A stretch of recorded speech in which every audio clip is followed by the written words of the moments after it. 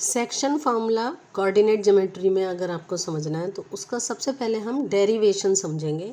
तो डेरिवेशन के लिए आपको ग्राफ बनाने की ज़रूरत है। मान लीजिए ये आपने ग्राफ बनाया, ये ओ है, एक्स एक्सिस, वाई एक्सिस, ठीक है। और यहाँ पर आपने एक लाइन ड्रॉ की ए और बी, जैसे हमने डिस्टेंस फार्मूला में किया था। इसके कोऑर्डिनेट्स लिख देते हैं x1 y1 और इसका हो गया x2 y2। अब सेक्शन का मतलब है इसको डिवाइड करना। एक ऐसा पॉइंट मान लीजिए यहाँ पर एक P पॉइंट है और P पॉइंट इसको डिवाइड कर रहा है, दो पार्ट्स में डिवाइड कर रहा है। इसके जो कोऑर्डिनेट्स हैं वो है x और y। अब आपको ये किस रेशियो में डिवाइड कर रहा है, ठीक है, सेक्शन फार्मूला में। तो मान लीजिए कि रेशियो है इसका, रेशियो हम लिख लेते हैं इसको, रेशियो है m1 रेशियो m2, ठीक है। तो यहाँ आप लिख लीजिए m1 और ये हो गया आपका m2। अब इस डायग्राम में आपको क्या करना है, जैसे हमने कोऑर्डिनेट ज्योमेट्री में किया था, इनके लिए लाइन खींचे। यहाँ से यहाँ तक एक आपने परपेंडिकुलर लाइन ड्रॉ की, यहाँ से आपने यहाँ मिलाया तो ये इतनी वैल्यू हो गई x1। x से आपने लाइन ड्रॉ किया तो ये वैल्यू हो जाएगी आपकी x, यहाँ से यहाँ तक की वैल्यू x, क्योंकि इसका x है। यहाँ से आपने एक परपेंडिकुलर लाइन ड्रॉ किया तो ये वैल्यू यहाँ से यहाँ तक की वैल्यू हो गई आपकी x2, ठीक है। इन अ सिमिलर वे एक लाइन आप यहाँ से ड्रॉ करिए और एक लाइन आप यहाँ से पैरेलल लाइन, x एक्सिस के पैरेलल लाइन और y एक्सिस के पैरेलल लाइन आपने ड्रॉ किया। तो अब इसमें ये इतनी वैल्यू जो है वो क्या होगी y1। सो यहाँ से यहाँ तक की वैल्यू हो गई y1। ये वैल्यू यहाँ y से आपने लाइन ड्रॉ की है तो ये इतना होगा आपका y, और ऊपर का या इस पॉइंट तक का होगा आपका y2, ठीक है। ये आपने ड्रॉ कर लिया। अब आप ध्यान दीजिए तो आपको दो ट्रायंगल बनते हुए दिखाई देंगे, एक ये ट्रायंगल और एक ये ट्रायंगल, ठीक है। तो सेक्शन फार्मूला बेसिकली सिमिलैरिटी पे बेस्ड है। इन दो ट्रायंगल को सबसे पहले हम सिमिलर प्रूव करेंगे। तो देखिए आपके पास कितने पॉइंट है, ए है, पी है। इस पॉइंट का हमने कोई नाम नहीं दिया तो हम इसको नाम दे देते हैं, क्यू दे देते हैं। और ये है आपका पी बी, और इस पॉइंट को आप नाम दे दीजिए, सपोज सी दे दिया आपने, ठीक है। इसको डी पॉइंट मान लीजिए, इसको आर पॉइंट मान लीजिए, आपकी इच्छा है, आप कुछ भी मान सकते हैं। और इसके लिए आप जो है ई पॉइंट मान लीजिए, ठीक। अब देखिए सबसे पहले हम इसको सिमिलर प्रूव करेंगे। तो मैंने आपको बताया था क्योंकि ये लाइन वाई एक्सिस और एक्स एक्सिस परपेंडिकुलर होते हैं एक दूसरे के, तो वाई एक्सिस के पैरेलल आप कोई भी लाइन ड्रॉ करोगे और एक्स एक्सिस के पैरेलल लाइन ड्रॉ करोगे, वो दोनों भी जहाँ पर भी मिलेंगे वो भी 90 डिग्री का ही एंगल बनेगा। ये लाइन वाई एक्सिस के पैरेलल है, ये एक्स एक्सिस के पैरेलल, तो ये भी 90 डिग्री का एंगल बनेगा। तो अगर आप ए पी क्यू और पी बी सी इन दो ट्रायंगल्स में देखेंगे तो एक एक एंगल आपका 90 डिग्री हो गया। अब आप ध्यान दीजिए, कोई भी अगर आप ट्रायंगल की सिमिलरिटी प्रूव करते हैं तो आपने सिमिलरिटी वाले चैप्टर में पढ़ा होगा ए सिमिलरिटी, यानी अगर कोई दो एंगल इक्वल हो जाए तो वो सिमिलर हो जाता है। अब दूसरा एंगल कैसे, अब देखिए ये लाइन और ये लाइन ये एक्स एक्सिस के पैरेलल है। तो अगर आपने कोई दो लाइन ड्रॉ की है वो पैरेलल है और उससे बनता हुआ ये एक आपने ट्रांसवर्सल ड्रॉ किया, तो ये एंगल और ये एंगल आपका क्या होगा, corresponding angle. In a similar way यहाँ पे ये लाइन ड्रॉ की आपने, ये पैरेलल है और ये ट्रांसवर्सल है, तो फिर ये एंगल और ये एंगल आपस में इक्वल होगा क्योंकि करस्पॉन्डिंग एंगल्स आपस में इक्वल होते हैं। तो इस तरह से आपको ट्रायंगल कौन सा इक्वल मिल गया, triangle A P Q similar हो गया ट्रायंगल बी पी सी के या पी बी सी के। सिमिलरिटी कौन सी लगी आपकी, बाई ए सिमिलैरिटी, ठीक है। डिस्टेंस फार्मूला में हमने पाइथागोरस थ्योरम अप्लाई किया था, यहाँ पर सिमिलैरिटी लगता है। अब आपको सिमिलैरिटी चैप्टर से आपको पता है कि अगर कोई दो ट्रायंगल सिमिलर हैं तो उनके जो साइड्स जो होते हैं वो प्रोपोर्शनेट होते हैं, यानी करस्पॉन्डिंग साइड्स। तो अब ए क्यू और पी सी करस्पॉन्डिंग साइड्स हैं, AP और PB करस्पॉन्डिंग साइड्स है, दोनों देखिए हाइपोटेन्यूज हाइपोटेन्यूज, ये बेस बेस, परपेंडिकुलर परपेंडिकुलर, ये करस्पॉन्डिंग साइड्स हुए। तो अब आप इनका जो रेशियो होगा वो सेम होगा, यानी कि जो रेशियो AP और PB का होगा तो AP अपॉन PB इक्वल होगा AQ अपॉन PC के। देखिए हमने APQ ट्रायंगल पहले लिया है, इसलिए हम उसी की वैल्यू सबसे ऊपर लेंगे और उसके बाद PBC को लेंगे, ठीक है। एक रेशियो में ध्यान देना ही है। और फिर तीसरा आपका हो जाएगा PQ upon BC, PQ upon BC। अब AP की वैल्यू क्या है, AP है M1, PB है M2, तो यहाँ पे आप लिख दोगे M1 अपॉन M2। दूसरा AQ की वैल्यू देखिए, AQ मैंने आपको जैसे डिस्टेंस फार्मूला बताया था, यहाँ तक की वैल्यू है x और ये है आपका x1।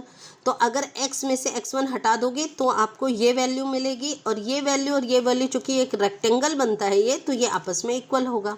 तो यहाँ पर आप AQ की जगह क्या लिख सकते हैं, x माइनस x1 लिख लीजिए अपॉन PC। PC में क्या, PC किसके बीच में, x और x2, तो फिर आपको क्या करना है, x2 में से x सब्ट्रैक्ट कर दोगे, तो यहाँ पे PC की जगह आएगा x2 माइनस x, ठीक है। यहाँ से यहाँ तक x2 और यहाँ तक x, तो इतनी वैल्यू ये आपकी PC वाली वैल्यू होगी, ये सब आपस में इक्वल होंगे, ठीक है। सिमिलरली PQ के लिए निकालिए, PQ इतना चाहिए आपको, यहाँ तक है y और ये इतना है y1, तो y में से y1 सब्ट्रैक्ट कर दोगे तो मिल जाएगा y minus y1 upon BC। B यहाँ तक की वैल्यू जो BD वाली वैल्यू है वो y2 है, और यहाँ तक की वैल्यू है आपकी y, तो y2 माइनस y हो जाएगा, ठीक है। तो ये आपके इक्वल होंगे। अब अगर आप ध्यान से देखें तो x minus x1 y minus y1, x2 minus x y minus, sorry यहाँ पे गलत हो गया है, देखिए आपको ये क्या चाहिए था, BC है y2 और माइनस y, तो y2 माइनस y, ठीक है। तो अब ये दोनों आपको सेम लग रहे हैं, तो अगर हम एक को सॉल्व कर लेंगे तो दूसरा भी सिमिलर वे में सॉल्व होगा। तो अब इन दोनों को हम कंपेयर करेंगे, तो हमने लिखा m1 upon m2 equal to x minus x1 upon x2 minus x, cross multiplication कर दीजिए, m1 x2 minus x is equal to m2 x minus x1, multiply कर दीजिए, m1 x2 minus m1 x equal to m2 x minus m2 x1।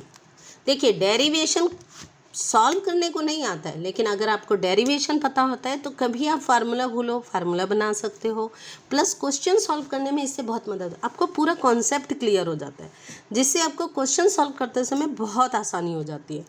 अब देखिए इसमें ये minus में है और ये माइनस में है, तो माइनस वाली वैल्यू को प्लस में बदलिए, इसको उस साइड ले जाइए और इसको इस साइड ले आइए, ठीक है। तो हम ये सॉल्व करते हैं, तो यहाँ पे क्या हो जाएगा आपका m1 x2 plus m2 x1 equal to m, ये वो आपका उधर गया तो ये पॉजिटिव हो जाएगा, m1 x plus m2 x, ये पहले से पॉजिटिव है, ये पॉजिटिव ही रहा। अब इसमें अगर आप ध्यान देंगे तो यहाँ पर आप x है तो ये कॉमन ले सकते हो, यहाँ आप कुछ कॉमन नहीं ले सकते, तो m1 x2 plus m2 x1 equal to हो जाएगा, x कॉमन ले लिया m1 प्लस m2, तो x इक्वल टू क्या हो जाएगा, m1 प्लस m2 से इस साइड ले जाके डिवाइड कर दीजिए, तो ये हो जाएगा x equal to m1 x2 plus m2 x1 upon m1 plus m2, ये बन गया आपका सेक्शन फार्मूला का एक पार्ट, ठीक है। सिमिलरली बिल्कुल सेम वे में, क्योंकि देखिए वैल्यू सेम है, ठीक है, इसी तरीके से ऐसे ही इसको और इसको कंपेयर करेंगे क्रॉस मल्टीप्लिकेशन से, यानी m1 upon m2 equal to हो जाएगा आपका y minus y1 upon y2 minus y, और जब इसे आप सॉल्व करेंगे तो y इक्वल टू मिल जाएगा m1 y2 plus m2 y1 upon m1 plus m2। तो इस तरीके से आपको y की वैल्यू मिलेगी, यानी सेक्शन फार्मूला के थ्रू हम क्या पता लगाते हैं, जो पॉइंट किसी भी लाइन को दो हिस्सों में डिवाइड कर रहा है, उसको डिवाइड कर रहा है दो पार्ट्स में, तो उस पॉइंट के क्या कोऑर्डिनेट्स होंगे। अगर आपको कोऑर्डिनेट्स नहीं मालूम है तो कोऑर्डिनेट्स बताने के लिए आप ये फार्मूला अप्लाई करोगे। कभी कभी कोऑर्डिनेट्स दिए हुए होते हैं, रेशियो बताना होता है, तो हम ये फार्मूला लगाते हैं। ठीक है, अभी तो ये बेसिक फार्मूला है। अब इस फार्मूला आपको थोड़ा सा कॉम्प्लिकेटेड लग रहा होगा, इसे याद करना बहुत आसान है। अगर आप एक ट्रिक अप्लाई करोगे तो ये बहुत जल्दी आपको याद हो जाएगा। देखिए ट्रिक क्या है। जैसे आपको x याद करना है, अब यहाँ ध्यान दीजिए क्या है, m1 प्लस m2, इसमें भी m1 प्लस m2 है, तो आप ये बस लिख लीजिए, जो जो रेशियो है उसको लिख लीजिए, m1 प्लस m2, यहाँ पे भी लिख लीजिए m1 इंटू डैश जगह छोड़ दीजिए प्लस m2 जगह छोड़ दिया आपने। ठीक है, अब सोचिए यहाँ 1 है तो मल्टीप्लाई 2 वाले से करना है, यानी x2 से, और यहाँ 2 है तो मल्टीप्लाई x1 से करना है। सिंपल। तो m1 x2 plus m2 x1 upon m1 plus m2 formula बन जाएगा। इन अ सिमिलर वे y वाले के लिए भी हो जाएगा। नीचे आपने लिखा m1 प्लस m2, और यहाँ भी m1 ही चाहिए, जैसे m1 है तो m1 के साथ फिर क्या आएगा, y2 प्लस m2 है तो y1। इस तरह से फार्मूला आसानी से याद हो जाता है।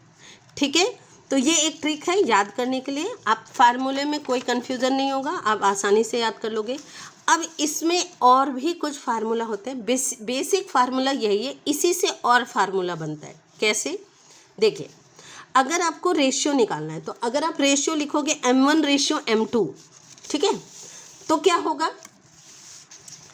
अगर आप रेशियो लिख रहे हो m1 रेशियो m2, ठीक है, तो दो वैल्यू आपकी मिसिंग हो गई। इसको हम कन्वर्ट कर देते हैं, let m1 upon m2 is equal to k।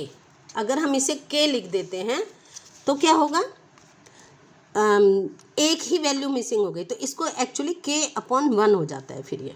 ठीक है, अब इस फार्मूले में जो m1 x2 वाला आपका फार्मूला है, इसमें ये वैल्यू रख दीजिए, m1 की जगह k और m2 की जगह 1, तो नया फार्मूला क्या बन जाएगा, देखिए m1 x2 है, m1 की जगह k रखेंगे तो k x2 प्लस यहाँ m2 की जगह 1 आएगा, 1 लिखो या ना लिखो कोई फ़र्क नहीं पड़ता, इसलिए ये x1 हो जाएगा, अपॉन नीचे क्या आएगा k प्लस 1। तो ये एक नया फार्मूला आपका बन गया। इन अ सिमिलर वे y के लिए फार्मूला बन जाएगा k y2 plus y1 upon k plus 1। ये फार्मूला कब अप्लाई किया जाता है, जब आपको रेशियो निकालना हो, रेशियो आपको नहीं दिया होता है, तब आप ये फार्मूला अप्लाई करते हैं, क्योंकि उसकी वजह से जब आप ये फार्मूला अप्लाई करते हैं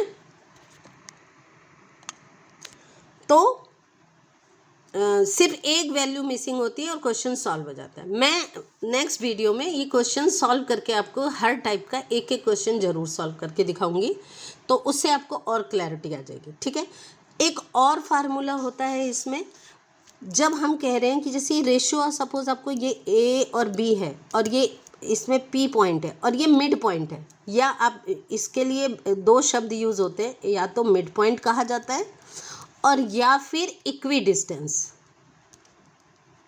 यानी एक पॉइंट है जो दोनों पॉइंट से इक्वी डिस्टेंस पे है। इक्वी डिस्टेंस का मतलब हो गया दोनों की value PA is equal to PB। ठीक है, जब PA is equal to PB दिया हुआ तो इसका मतलब आप इसको ले सकते हो 1:1, दोनों 1:1 ले सकते हो, यानी m1 भी 1 आ गया और m2 की वैल्यू भी 1 आ गई।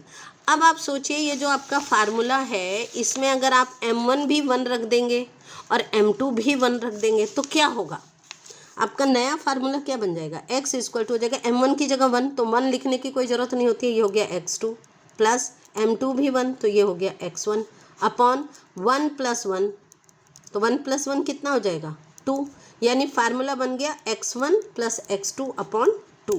बेसिकली ये एवरेज वाला जो फार्मूला, मीन निकालने का जो फार्मूला होता है, वही फार्मूला बन जाता है। दोनों को ऐड करो, 2 से डिवाइड कर दो, तो ये बहुत आसान हो जाता है। इसी तरह से y के लिए हो जाएगा y1 प्लस y2 अपॉन 2। तो ये आपका, अगर आपको इक्वी डिस्टेंस यानी मिड पॉइंट दिया हुआ है, तब आप डायरेक्ट ये फार्मूला अप्लाई करके क्वेश्चन सॉल्व कर लेते हैं। ठीक है, तो क्वेश्चंस में आपको डिसाइड कैसे करोगे, क्या मिसिंग है उसके आधार पे। अगर आपको XY के पॉइंट्स निकालने हैं तब आप ये वाला फार्मूला अप्लाई करोगे। अगर आपको रेशियो निकालना है तब आप ये फार्मूला अप्लाई करोगे। और अगर आपको इक्वी डिस्टेंस, स्पेशल कंडीशन है, इक्वी डिस्टेंस दिया हुआ है, तब आप ये फार्मूला अप्लाई करोगे। तो सेक्शन फार्मूला में फार्मूला सारे ये होते हैं। ओके।